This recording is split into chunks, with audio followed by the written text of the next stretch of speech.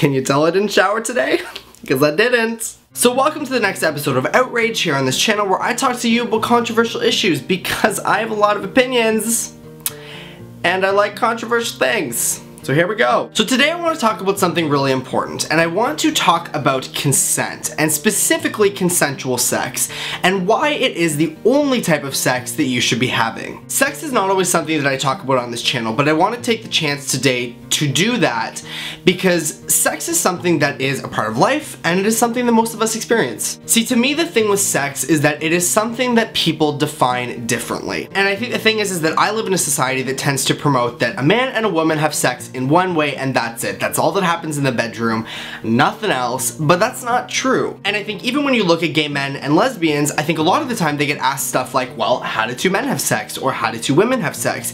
And the real answer is sex is anything that they experience in the bedroom together that they consider to be sexual and consensual. Now here's where I reach my point. It is consent that is the important word in that definition. We need consent because our bodies are sacred. My body is my body. I can do what I want to it. I can treat it how I want. Your body is the exact same. It is sacredly yours. And for lack of a better word, in order for someone to have access to your body, they need your permission, and that is consent. It is mutually agreeing to sexual activity. And I also want to mention, I actually recently watched this video on YouTube titled Why I Stopped Watching Porn, and I will link it in the description below. I suggest that you go watch it. It's actually really interesting and really informative. And what that video essentially says is that the real problem with porn is not that it exists, is not that it's even accessible.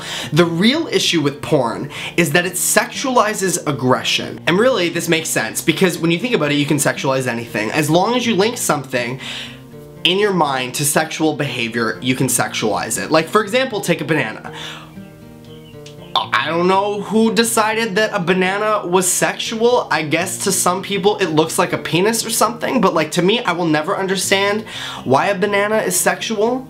I mean, that just might be me, but I don't get it personally. But my point is that you can sexualize anything. And with that understanding, we can sexualize aggression, and that is what porn tends to do. It tends to link sexual behavior and aggression. So we're left with this problem. The porn industry shows sex scenes with a dominant person, a submissive person, and a general lack of consent. And then the viewers are left with this idea that, well, as long as you take the dominant role in sex, it doesn't really matter what the other person wants because all that matters is you. And that is an extremely unhealthy message. It is particularly problematic for women who are still portrayed as extremely submissive to this day, but that's a consistent message across all types of pornography, and that's particularly problematic in a time, in a day and age, when young boys and young girls have very, very, very easy access to porn. They're left with the impression that other people are having sex aggressively, so I should be having sex aggressively.